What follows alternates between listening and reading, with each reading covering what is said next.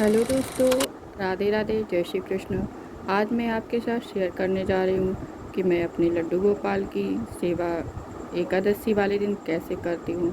एकादशी व्रत एक बहुत ही बड़ा व्रत है जो मास में 2 बार आता है और सभी एकादशी के महत्व अपने अपने अलग अलग हैं। जितनी भी एकादशी पड़ती हैं, 24 एकादशी पड़ती हैं तो साल की, तो उसमें सबका अपना अपना अलग महत्व बताया गया है और सभी महत्वपूर्ण हैं। ऐसी कोई एकादशी नहीं है जो महत्वपूर्ण नहीं है। आप किसी भी एकादशी से व्रत अगर नहीं करते हैं तो स्टार्ट कर सकते हैं। एकादशी में हमें ब्रह्म मुहूर्त में उठना चाहिए, यानी कि ब्रह्म मुहूर्त यानी 4 बजे का टाइम। 4 बजे अगर नहीं आप उठ सकते हैं तो 5 बजे तो अवश्य अपना बिस्तर त्याग दें। उठने के पश्चात आप पूजन कक्ष साफ कर लीजिए, यानी कि जहाँ पे आपको पूजन करना है तो वहाँ पे गंगा जल वगैरह अच्छे से साफ़ सफाई कर कर गंगा जल छिड़काव कर लीजिए। फिर आप स्नान करने के लिए गंगा जल का प्रयोग करें। जिस जल से आप स्नान करने जा रहे हैं उसमें पहले गंगा जल मिला लें, फिर उसमें जल डालें, फिर उससे स्नान करें। इससे हमें किसी भी नदी तीर्थ नहाने का पुण्य भी प्राप्त होता है। नहाने के पश्चात स्वच्छ वस्त्र धारण करें। उसके बाद अपने पूजन कक्ष में बैठ जाएं।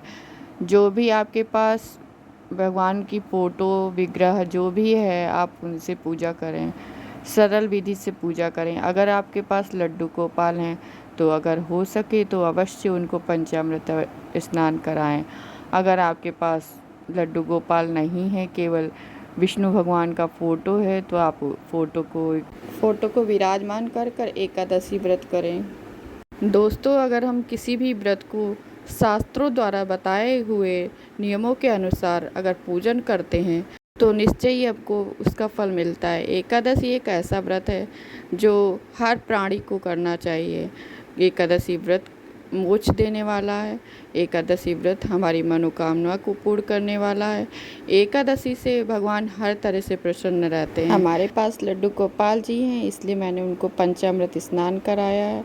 इसके बाद एकादशी व्रत का पूजन करेंगे और कथा पढ़ेंगे। कथा पढ़ना बहुत ही अनिवार्य है। इसमें हमें कथा ज़रूर पढ़नी चाहिए एकादशी व्रत में। अभी गोपाल जी का मेरे पंचामृत स्नान हो गया है, जल स्नान करा रही हूँ। फिर अब मैं उनका श्रृंगार करूँगी। मुझे उम्मीद है कि श्रृंगार करने के बाद मेरे लाला आपको बहुत अच्छे लगेंगे।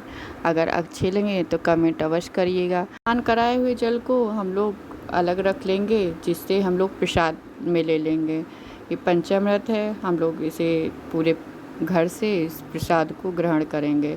अब गोपाल जी हमारे बैठे, मैं उनको कपड़े पहना रही हूँ। दोस्तों, एकादशी पर अधिकतर मैं अपने गोपाल जी को पीले ही वस्त्र पहनाती हूँ। बाकी आपको जैसे अच्छे लगे अपने भगवान जी, वही वस्त्र धारण कराइएगा। दोस्तों, गोपाल जी मेरे आपको कैसे लग रहे हैं आप कमेंट करके अवश्य बताइएगा।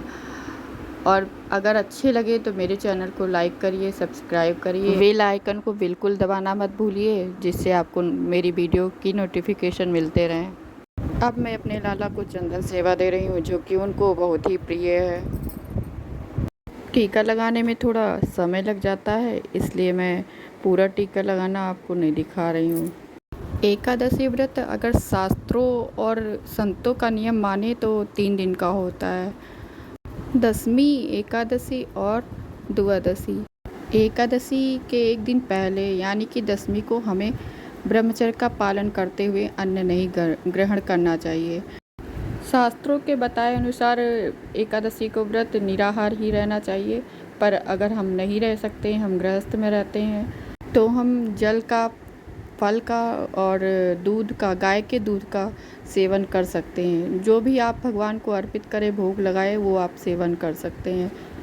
एकादशी व्रत में किसी भी प्रकार की आप चुगली और निंदा से बचे रहें, लड़ाई झगड़े से भी बचे रहें।